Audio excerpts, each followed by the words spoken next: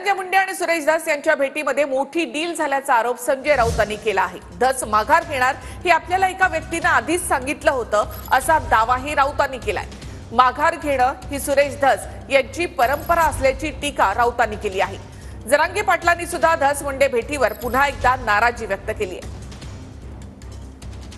Deal झाल्याशिवाय सुरेश धस ज्या वेगाने पुढे गेले, ज्या वेगाने त्यांनी आका आणि आकाच्या आकावर हल्ले केले, ज्या पद्धतीने त्यांनी काही कागद काही पुरावे पुढे आणले आणि अचानक ब्रेक लागला।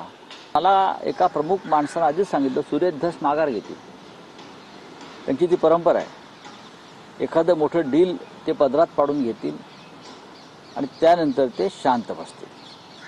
तसंच झालेलं। आता मी कॅमेऱ्यासमोर बोलणं मला आता योग्य वाटत नाही, पण एक फार मोठं डील झालेलं आहे। नाही, पण राऊत साहेब, हे डील राजकीय आहे की आर्थिक आहे? दोन्ही आहेत। आम्ही लय जीव लावला, मला एवढंच म्हणायचं, प्रचंड जीव लावला होता। त्यांच्या केसाला धक्का लागला ना, राज्यातला घराघरातला मराठा उभा राहणार होता, घराघरात।